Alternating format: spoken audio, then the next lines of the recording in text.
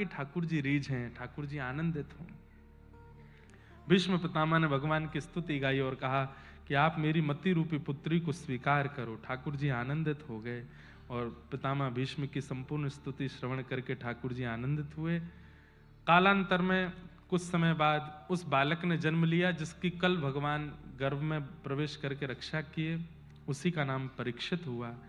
परीक्षित, अब हम जल्दी चलें कथा क्रम को आगे लेके। परीक्षित धीरे धीरे बड़े हुए, यहां भगवान स्वधाम चले गए लीला पूरी करके। ये खबर जाकर के अर्जुन ने जब पांडवों को बताई तो पांडवों ने परीक्षित को राज्य गद्दी पर बिठा दिया, स्वयं स्वर्गारोहण को चले गए। परीक्षित राजा हैं, उनका विवाह हुआ, थोड़े बड़े हुए। एक दिन नगर भ्रमण कर रहे थे तो देखा एक बैल के 3 पैर कट चुके हैं, चौथा पैर एक व्यक्ति काट रहा है। इन्होंने जाकर के जैसे ही प्रहार करना चाहा, उस व्यक्ति ने चरणों में प्रणाम किया, मुझे मत मारो, मेरी बात सुनो। बोले क्या बात है? बोले महाराज मैं कलयुग हूं और ये धर्म है। धर्म के 4 पैर होते हैं, सत्य, दान, दया और पवित्रता। पवित्रता, दया और दान, ये 3 पैर में काट चुका हूं, चौथा पैर इसका सत्य है। कलयुग जब घोर स्थिति में आएगा तो ये भी कट जाएगा। तो ये तो मेरा स्वरूप है, मेरा नियम है, आप मुझे मारिए मत।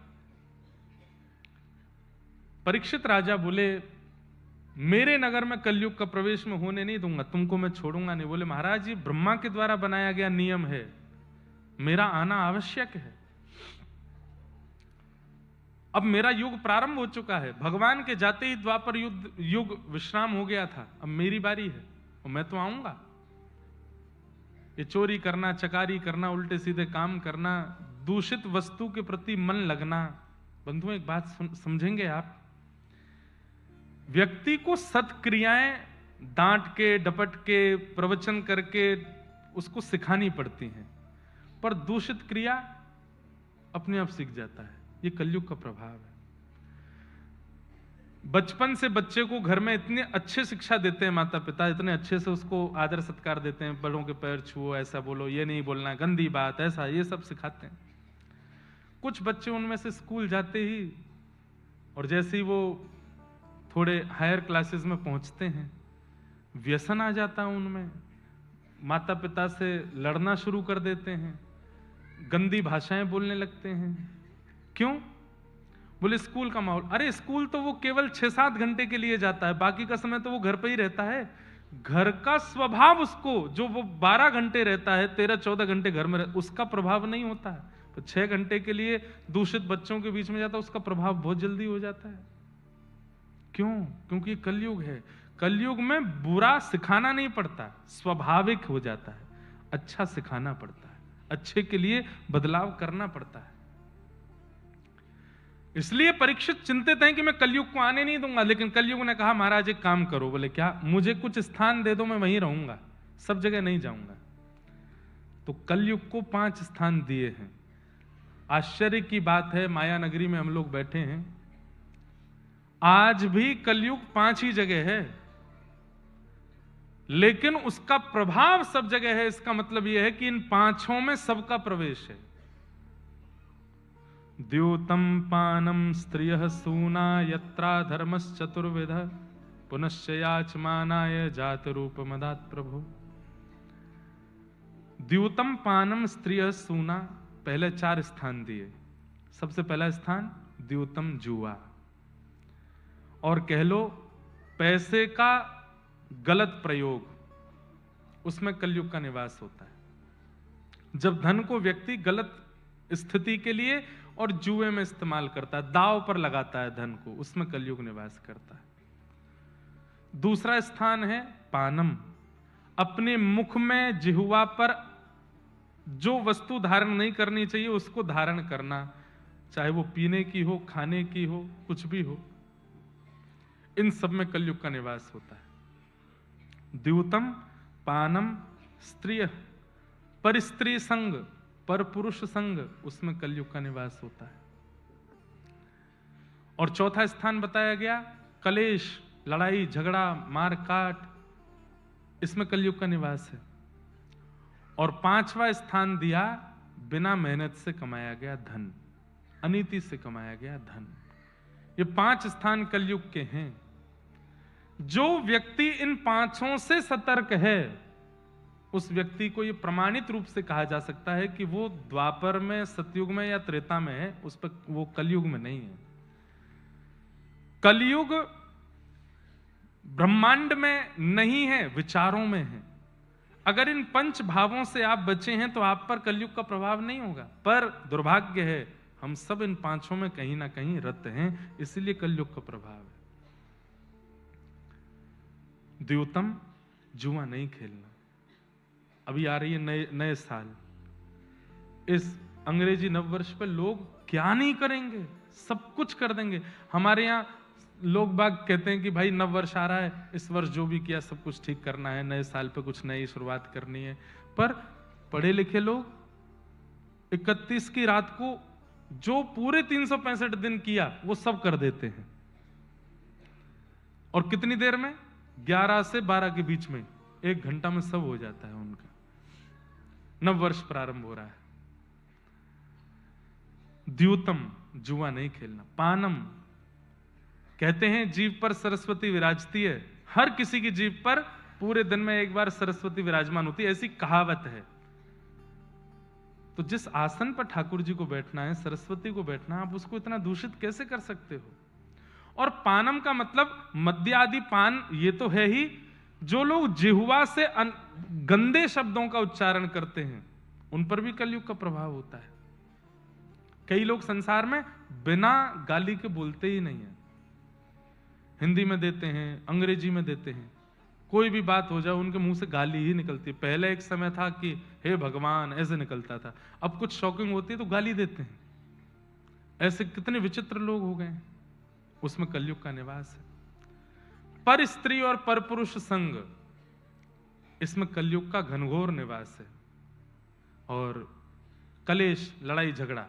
बंधुओं, विचार किया करो कि अगर मेरे शांत होने से सब समाप्त हो जाएगा तो शांत ही हो जाओ, भले ही आपकी गलती नहीं है, उसमें कुछ घट तो जाएगा नहीं।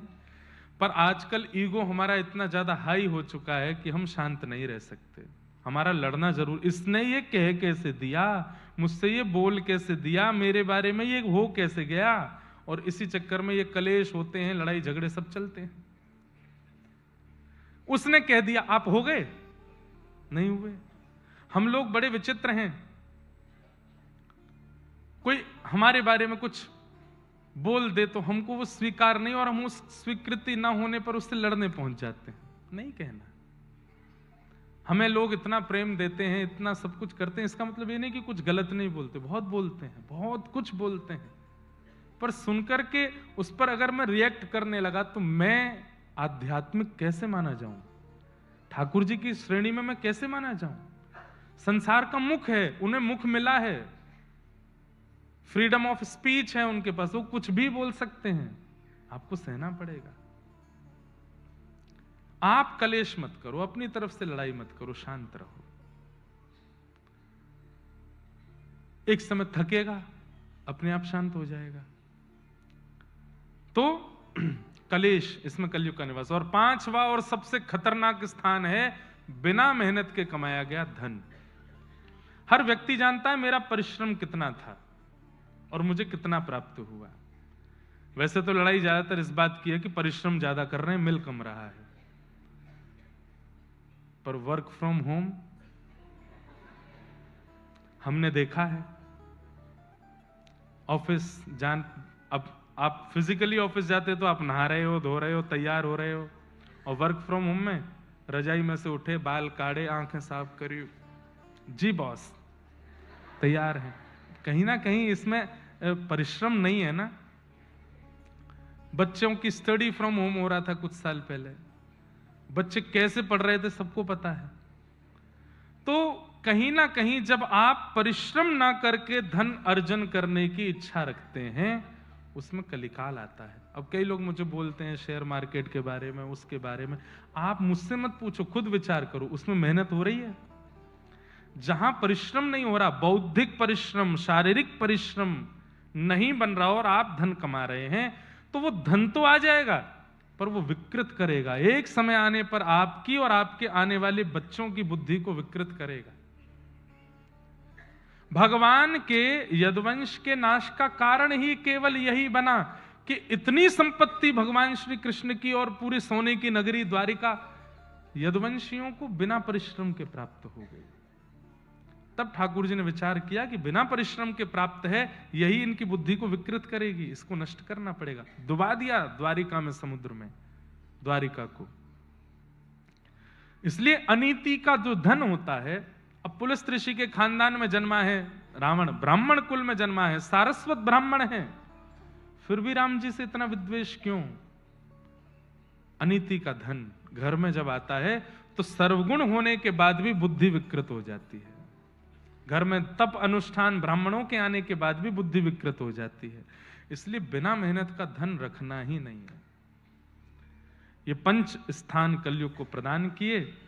राजा परीक्षित लौट करके आए, आकर के अपने तहखाने में से एक मुकुट उतार करके अपने सिर पर धारण किया, बस देखने के लिए कि मैं कैसा लग रहा हूं, और बस उसी से ही हृदय में विकृति प्रारंभ हो गई। आखेट को वन में गए शिकार करने के लिए, वहां पर शमीक ऋषि के आश्रम पहुंचे, जल की इच्छा हुई, पानी मांगा, लेकिन शमीक ऋषि समाधि में बैठे थे। तो राजा परीक्षित को लगा पाखंड कर रहे हैं मेरे सामने, ये सब पाखंड कर रहे हैं, मैं जल मांग रहा हूं मुझे जल नहीं दे रहे। अब समाधि ना लग के पाखंड लगने लगे। यही कलयुग का प्रभाव है। किसी के माथे पर तिलक दिख करके कोई व्यक्ति पाखंड समझने लगे, यही कलयुग का प्रभाव है। किसी को भजन कीर्तन में नृत्य करता देख व्यक्ति उसका उपहास करने लगे, यही कलयुग का प्रभाव है। अरे तिलक लगाना उपहास का कारण बन गया, धोती पहनना उपहास का कारण बन गया, शिखा रखना उपहास का कारण बन गया। आजकल तो सुबह जल्दी उठना भी उपहास का कारण बन जाता है। मित्र परिवार के लोग जब बैठते हैं आपस में एक दूसरे की दिनचर्या पूछ रहे हैं, और कोई व्यक्ति कहते मैं तो सुबह 4 बजे उठ जाता हूं। भैया तू तो संत है, हमसे तो दूर ही रहे भैया, 4 बजे कौन उठता है यार, हैं? शरीर के साथ इतना अन्याय कौन करता है? 4 बजे उठना अन्याय हो गया। चाय ना पीना ये उपहास का कारण बन गया है। प्याज लहसुन ना खाना, इसके प्रति बड़ी हीन बुद्धि हो गई है। भक्ति आदि तो इसमें तो बदनाम है ही हैं लोग, कथा सुनने वाले, भक्ति करने वाले, वृंदावन जाने वाले। तो अब थोड़ा जाके संभली है दुनिया, अब तो वृंदावन जाना ट्रेंड हो गया है। अब वो नहीं है, पहले था। पर फिर भी दिनचर्या जिनकी व्यवस्थित है उनका भी उपहास करते हैं संसार के लोग। ये कलयुग का ही तो प्रभाव है। जहां पर सुधरे हुए लोग, मैं कथा में कहा करता हूं, पहले के जमाने में विवाह होता था तो आपस में बातचीत होती थी, खाना पीना तो नहीं होता ना, खाते पीते तो नहीं है ना, जिससे हमारा ब्याह हो रहा है वो लड़का ठीक है ना, कुछ उसमें व्यसन तो नहीं है ना। तब घर, अरे नहीं भाई वो सुपारी भी नहीं खाता, उसी से ब्याह होगा। अब माता पिता तो आपस में मिल आते हैं, नंबर एक्सचेंज करके लड़का लड़की पूछते हैं तुम पीते हो कि नहीं, बोले हाँ पीते हैं, तो फिर डन, अब तो तुमसे ही शादी करनी है, अब साथ में पिया करेंगे। कौन सी वाली? वो वाली। कितना दूषित जमाना हो गया है। अब बिगड़ा हुआ होना अच्छा माना जाता है और सुधरा हुआ होना उसको त्याग दिया जाता है। ये कलयुग का प्रभाव नहीं है तो क्या है? 11 बजे नींद आ रही है तो लोग 11 बजे कौन सोता है भाई? हम वो जमाने के लोग हैं जब 8-9 बजे सो जाते थे। हम भी अपनी छोटी स्थिति में जब छोटे छोटे बच्चे थे, याद है हम 9 बजे तक सोना होता था, 5 बजे उठ जाते थे, नहा धो के 7 बजे स्कूल चले जाते थे। स्कूल जाने वाले, ऑफिस जाने वाले तो आज भी जल्दी ही उठते हैं, पर संडे को, शनिवार को तो रात में वही लेट होता है, सुबह जल्दी। मतलब इसका मतलब वो मजबूरी में कर रहे हो आप, वो आपका दिनचर्या नहीं है। और दिनचर्या अगर बन जाए तो उपहास का कारण है। कितना ये कलयुग का प्रभाव नहीं है तो क्या है? तो कलयुग के प्रभाव से शमीक ऋषि में दोष दिखा। मैं जल मांग रहा हूं और ये आंख बंद करके बैठे हैं। इस पाखंडी को बताता हूं, मरा हुआ सर्प गले में डाल दिया।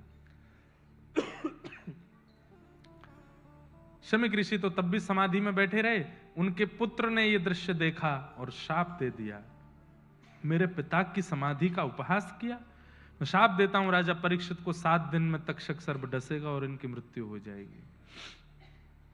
राजा परीक्षित जैसे ही वापस लौट के गए, जैसे ही मुकुट उतार के धरा, उनको अब ग्लानि हुई, अब रिग्रेट हुआ, मैंने ये क्या किया, इतना बड़ा अपराध तो नहीं था कि मैंने मरा हुआ सर्प डाल दिया, अब मुझे दंड मिलना चाहिए। रिग्रेट आज भी होता है लोगों को, पर दंड की इच्छा नहीं होती हमें अपने किए का भान तो हो जाता है, पर हम ठाकुर जी से जाके ये कहते हैं कि नाथ मुझसे गलती हो गई, अपराध हो गई, हम स्वीकार करते हैं, कान पकड़ते हैं, और हम क्या कहते हैं, आगे से नहीं करेंगे, बस इस बार क्षमा कर दो। नहीं, ठाकुर जी इसका जो दंड हो मुझे दे देना, मैं भोगने को तैयार हूं, मेरे जीवन में आ जाए। स्वरूपी होना चाहिए, वही परीक्षित ने किया। मुकुट उतारते ही जब याद आया कि मैंने अपराध किया, तुरंत ठाकुर जी से कहा मेरे को दंड दीजिए नाथ, मैंने संत अपराध किया है। इतने में ही शमीक ऋषि के आश्रम से एक व्यक्ति आए, गौरमुख नाम के, और आकर के उन्होंने कहा राजा परीक्षित आपको 7 दिन में मरने का श्राप लगा है। राजा परीक्षित बोले मुझे स्वीकार है। अपने पुत्र जन्मेजय को राज्य गद्दी पर बिठा करके परीक्षित वन में